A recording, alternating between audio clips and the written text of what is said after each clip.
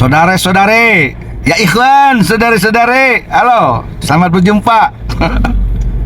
Yuk kita melawan lupa. Yuk kita mengingat kembali masa lalu. Yang masa lalu sebagai pengalaman kita jadikan pelajaran, jangan terjadi ke masa depan yang buruk-buruknya. Ya, ingat nggak nih Indonesia, Nusantara dulu, Nuswantara dulunya pernah dijajah oleh berapa bangsa? 3 kan? Pertama oleh VOC Portugal, kedua oleh Belanda, ketiga oleh Jepang. Tahu nggak ketiga-tiganya gimana? Apakah langsung ngejajah? Enggak. Langsung nyerang dengan senjata? Tidak. Pertama apa? Akal bulusnya apa coba? Ngadalin orang Indonesia, orang Nusantara ketika itu. Saat itu sedang kerajaan-kerajaan. Ngadalinnya gimana? Jepang Portugal datang, pura-pura ada kepentingan ekonomi, rempah-rempah, ya kan? Orang Indonesia kepada tamu sangat hormat, husnudon terus, santun. Nusantara begitu adatnya ketimuran. Apalagi itu kelihatannya, waduh badannya tegap, ganteng, langsung aja. Orang Indonesia kan kadang-kadang langsung rendah, ya. Langsung tunduk. Udah mau orang husnudonan, adat ketimuran, langsung gampang rendah dirian. VOC diterima, jalinan kerjasama, lada dan sebagainya. Nah, VOC kemudian keenakan bikin semacam kongsi dagang. Udah tuh dibikin tuh kongsi dagang, otomatis kan membutuhkan lahan, bikinlah terus. Lama-lama tuh kan jadi benteng. Apa bilangnya? Ya ini kan untuk penjagaan, untuk menjaga serangan dari luar di laut. Nggak taunya benteng. Nah kita ini dikadalinnya kena terus. Ya masuk di akal sih. Ya dengan modal percaya aja banyak benteng, nggak taunya ngejajah tuh VOC. Rempah-rempah lada diambil. VOC sudah masanya habis, datang Belanda. Londo datang. Sama Londo. Nah, awalnya perdagangan. Jual beli rempah-rempah. Dari Indonesia bawa ini, dari Belanda bawa apa ke Indonesia. Begitu terus. Lama-lama Belanda juga sama. Ngincer tanah-tanah di Nuswantara. Di Jawa, di mana tanah. Saat itu kerajaan-kerajaan. Ngelihat penduduknya mungkin disangkanya ini dianggapnya rendah, bodoh, mulailah akalnya main. Bagaimana menguasai tanah? Nah, pertama-tama ya benar dibeli. Lama-lama bukan dibeli. Kalau dipaksa mau dibeli, kalau nggak mau dibeli dipaksa, diancem. Nggak bisa aja diancem, ya dikadalin, diklaim milik ini tanah milik Bani Al Capon, Al Coro, Al Rantang Runtung ke ulama. Pakai bani-bani. Itu begitu, itu diklaim. Ya.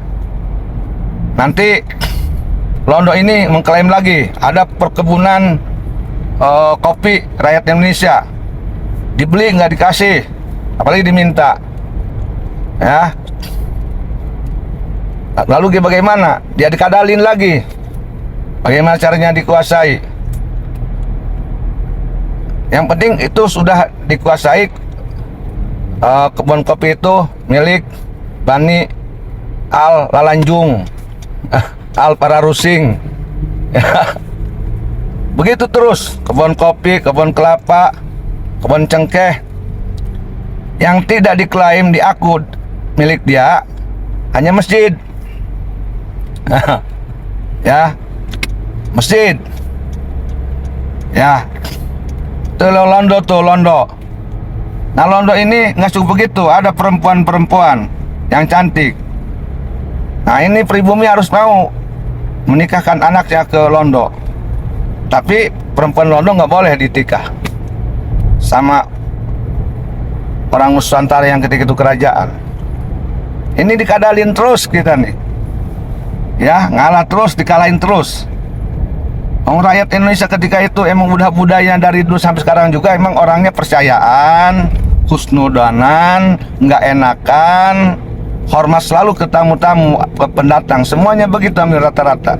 Ada ketimurannya luar biasa, walaupun dikadalin, dikorbanin 350 tahun dijajah nenek moyang kita, darah berceceran, jerit ketangisan, jerit tangis menderita, tanah habis, hancur, ya, terpisah dengan keluarga, bahkan dibunuh kepala dengan badan nggak tahu di mana. Nah, ini London ini sudah menguasai tanah, nafsunya terus tidak berhenti. Tanah sudah dikuasai di Nusantara, kerajaan-kerajaan. Apalagi ingin menguasai sistemnya, kerajaannya, kekuasaan, ingin berkuasa di Indonesia. London tuh, gimana caranya? Kerajaan dengan kerajaan diadu domba. Ya, kerajaan A dengan kerajaan adu domba. Dia otaknya mah. Nanti dia lagi yang nongol pura-pura jadi pahlawan, padahal dia yang ngebusin. Ke kerajaan A dia ngaduin kerajaan B ngaduin kerajaan A. Udah mau perang, nanti dia akan pura-pura ngebantu kerajaan A. Kerajaan ini di Indonesia ini saat itu karena merasa dibantu oleh Belanda, ya mau dong. Nah, kalau sudah merasa udang budi, nah di situ Belanda ikut campur. Nah, itu cara menguasai kerajaan. Nah, adu dombanya begitu. Terus gimana kalau umpamanya ini cara menghancurkan kerajaan yang lain? Teknisnya yaitu dengan dirayunya pribumi. Untuk jadi apa? Untuk jadi babunya, untuk jadi jongosnya. Iya, untuk jadi mata-matanya, untuk jadi pengkhianat.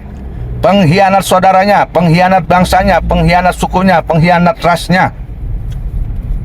Mau lagi aja tuh mental-mental budak diadu domba oleh pendatang. Ah, itu saudaranya. Nah, ini mental-mental ini yang menghancurkan Indonesia. Sebetulnya itu dari dulu juga, nggak oleh Belanda langsung, nggak oleh Jepang langsung, nggak oleh Portugis langsung, enggak. Jadi yang diaduin tuh ya orang-orang kitanya juga. Setelah lemah baru mereka datang belakangan, kayak film India. Udah ketangkap baru datang gitu. Udah lemah baru datang dia tuh. Pinter kan? Yang capeknya orang-orang kita, orang sesama suku di Indonesia, orang Jawa dengan orang Jawa, yang satu pengkhianat, yang satu memang orang yang dihianati. Nah, orang yang dihianatinya udah lemah, baru lawannya muncul, serang, begitu. Perjuangan juga begitu di Banten, ya, di Jakarta, di Betawi kan ada si Pitung. Itu secara pribadi-pribadi tuh. Si Pitung lawan Belanda. Belanda udah kesulitan nyari si Pitung, si JI. Nyari dia nggak bisa. Gimana caranya? Ya orang Betawi lagi yang dididik jadi pengkhianat. Mematai-matai si Pitung, di mana tempatnya jadi informan, lapor ke Belanda. Kelemahan-kelemahannya kan begitu kan? Ada yang ngasih tahu si Pitung di sana, baru diserang. Jadi kalahnya, hancurnya pejuang-pejuang di Indonesia itu ya akibat pengkhianat, babu-babu, jongos-jongos, mental-mental jongos. Oleh itu lemahnya. Jadi semua diklaim. Pengklaiman ini salah satu bentuk penjajahan secara halus. Seperti tadi di zaman Belanda ada kebun kopi diklaim. Ini kebun kopi milik Bani Al-Palsui. Nah, ini kebun cengkeh milik Bani Al-Dustai. Ini kebun lada milik kebun cengkeh Bani Al-Bohongi. Nah, semua diklaim. Nah, termasuk makom-makom ulama-ulama besar wali. Nah, diklaim ini makom keramat Bani al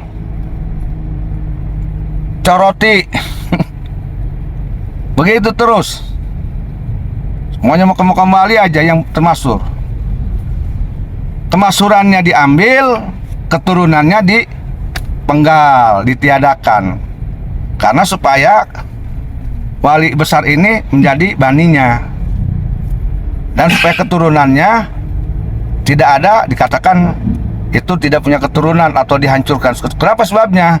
Semua makom-makom itu diklaim milik bani-bani al. Ya supaya dia sendiri yang hebat di Indonesia ini.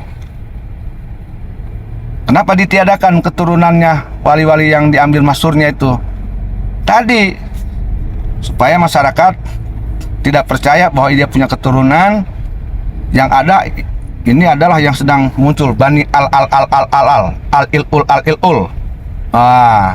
Ini sudah mulai penjajahan halus, penguasaan, ya, udah dikuasai, baru nanti sistemnya, kekuasaannya. Seperti tadi itu Belanda udah menguasai perkebunan cengkeh, perkebunan lada, kopi, kelapa, baru kerajaannya dikuasai. Rajanya diadu domba, dia yang ngadu domba, dia yang nyebarkan adu domba, dan dia yang muncul pura-pura jadi pahlawan ngebantu salah satu kerajaan. Nah, itu sengaja bisa menguasai, otomatis kan. Begitu terus dikuasai, akhirnya sistem kerajaannya dikuasai. Akhirnya dia apa?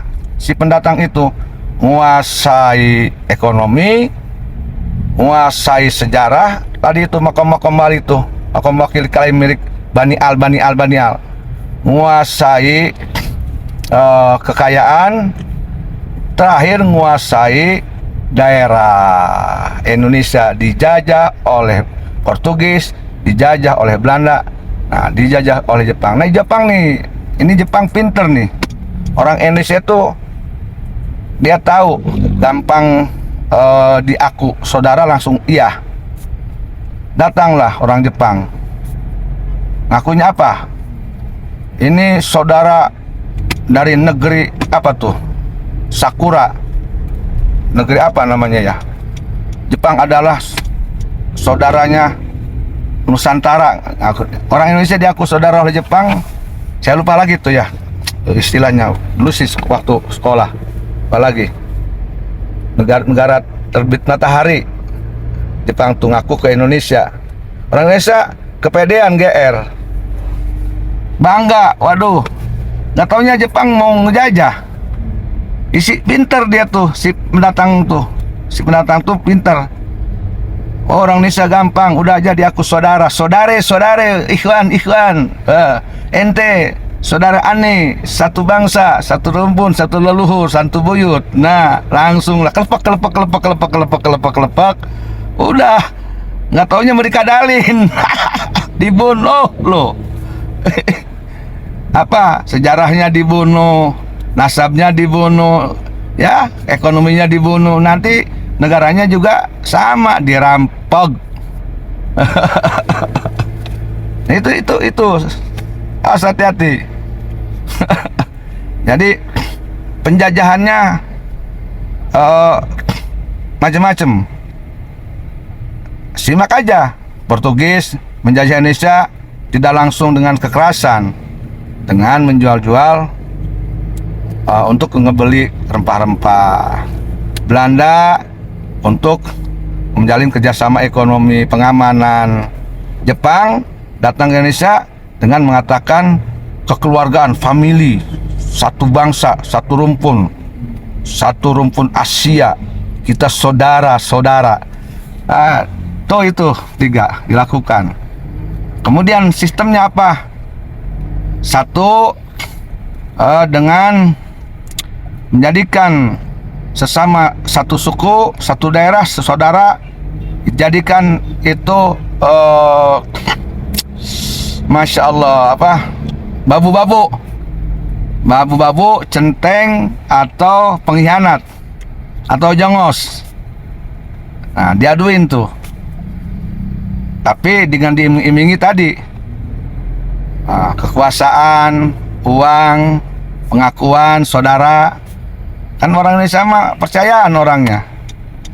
Enggak suudonan, enggak. Husnudon terus. Walaupun diinjak kepala juga husnudon terus. Dicaci maki, ya wajar, itu saudara kita, jangan marah. Dibenci, jangan marah, itu saudara kita. Kalah oleh itu.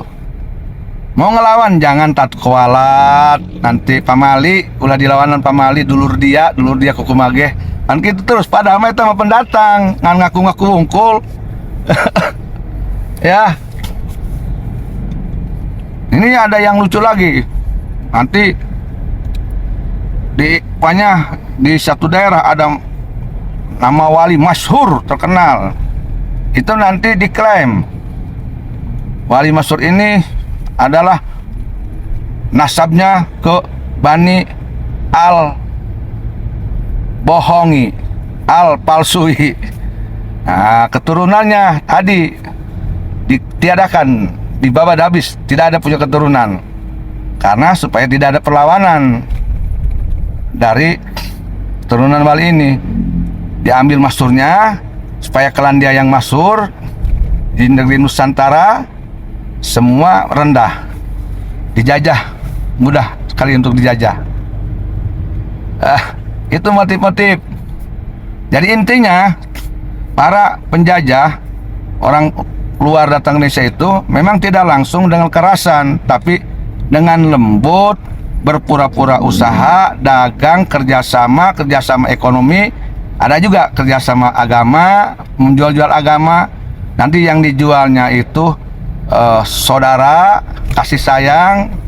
Nah, nanti selanjutnya teknisnya orang Indonesia asli yang sebangsa, setanah air, sesuku, sedaerah, ada yang dijadikan jongosnya, mata-matanya, babunya.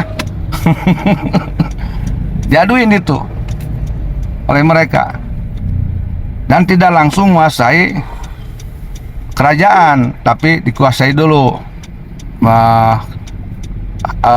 tanahnya, kemudian dikuasai dulu budayanya, adatnya dikuasai, kemudian dikuasailah baru sistemnya, kekuasaannya. Seperti itu. Diklaim dulu nih, ini kuburan Bani Al-Anu, diklaim lagi ini milik Anu-Anu, Bani Al-Anu, Al-Capon, Al-Ngaco, segala rupa lah ya. Nah, seperti itu. Jadi kita harus jernih, kita harus tahu. Dan anehnya nih, orang-orang kita nih, udah memang orang kita ini orang-orang baik sih ya, hatinya bersih, selalu husnudon, punya adab etika, ketimuran, selalu percayaan, tapi memang dikadalin terus, dikadalin nasibnya. Nggak peduli itu nenek moyangnya dipanggal, disiksa, dibunuh, diperkosa, dipisahkan antara kepala dengan badan, hartanya diambil, diperas, ya, harga dirinya diinjak, kepalanya diinjak, tapi masih aja doktrin pamali, ulah dilawanan, ulah pamali. Bisa kawalat. Begitu terus. Akhirnya kan 350 tahun Indonesia dijajah Belanda, 3,5 tahun oleh Jepang, belum oleh Portugis. Ya. Nah, kemudian karena kita ini memang sudah adat ketimuran, terkadang ke wali itu kan langsung hormat aja. Nanti dibikin untuk menaikkan klannya, Bani aja yang hebat. Bukan hanya memang ada makam wali yang masuk yang dikaitkan nasabnya ke Baninya, tapi dibikin makam baru hasil mukasyafah, katanya mukasyafah. Yang namanya orang Indonesia kan kalau udah bicara mukasyafah wah orang hebat nih, pemukasyafah langsung kan, orang Indonesia Timur ini langsung berarti orang soleh, mukasyafah orang soleh, benar diyakin langsung. Tapi anehnya ini ada orang yang sering ngomong halusinasi, nggak ngomong halusinasi itu. Ditemukan kuburan palsu baru itu hasil mukasyafah, nggak dibilang halusinasi. Ya, percaya aja. Bikin lagi kuburan baru. Kuburan siapa? Ini kuburan Karomat Bani Al, pakai Al lagi tuh. Al Barui. Terus begitu. Terus. Nah, dulu di Banten pernah ada tuh mau ada kuburan seperti itu, kuburan palsu.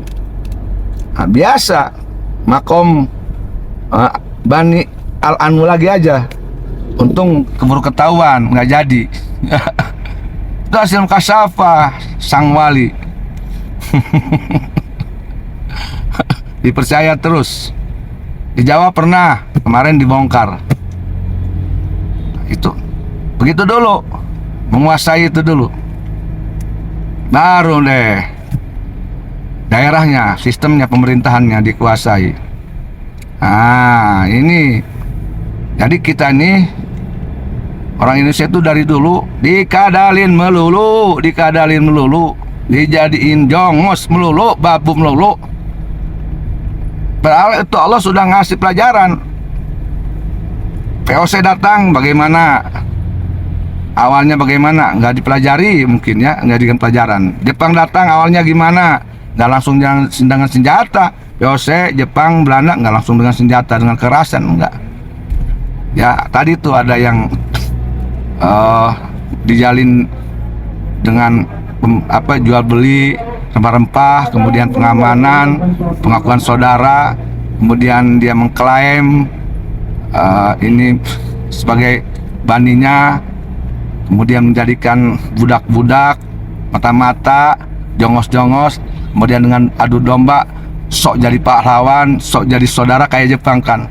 Kami saudara Indonesia karena se-Asia, saudara tua negeri matahari terbit gitu kan.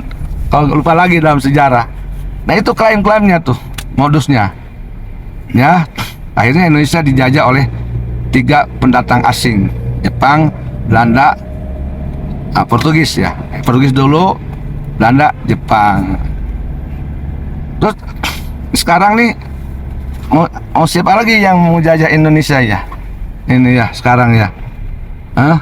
Ada lagi nggak? Nah, tinggal gampang, tinggal lihat aja kita siapa yang berperan seperti yang dilakukan oleh Portugis, oleh Londo, oleh Jepang. Kan itu seperti tadi tuh modus-modusnya ya. Kalau ada, nah hati-hati dong, hati-hati, awas hati-hati. Harus diingat, Nusantara, kerajaan Nusantara tidak akan hancur sebetulnya, walaupun oleh Portugis dengan senjatanya, walaupun oleh Jepang dengan senjata, dan Belanda. Hancurnya siapa? Oleh karena saudaranya sendiri yang jadi pengkhianat, yang jadi bujang, yang jadi babu, yang jadi jongos, yang tidak punya harga diri. Ya, itu baru hancur. Oleh itu hancurnya, karena baik Portugis, baik Belanda, baik Jepang, cara menghancurkan kerajaan Nusantara itu tidak langsung oleh tangan dia langsung berhadapan, tapi melalui orang-orang sebangsanya, sesaudaranya, sesukunya, sekeluarganya, sedarahnya, saudara-saudara diadu-adu. Nah itu pengkhianat-pengkhianat itu baru hancur. Mereka duduk senyum, yang perangnya saudaranya, saudara. Iya. Apakah ini bisa terjadi zaman sekarang? Ya tinggal lihat aja bagaimana cerdas-cerdasnya kita semua ya. Hei orang-orang yang punya akal pikir, baca oleh engkau apa yang sedang terjadi. Lihat oleh engkau dulu, sekarang, bagaimana nanti ke depan. Kalau engkau bisa melihat yang dulu, nah yang sekarang, yang saya kasih contoh, ke depan kau akan bisa melihat bagaimana nanti misi oknum-oknum terhadap Indonesia NKRI Merah Putih ini. Oke, silakan simak. Silakan simak, saudara-saudari, ya ikhwan, simak ya ikhwan. Ya, assalamualaikum.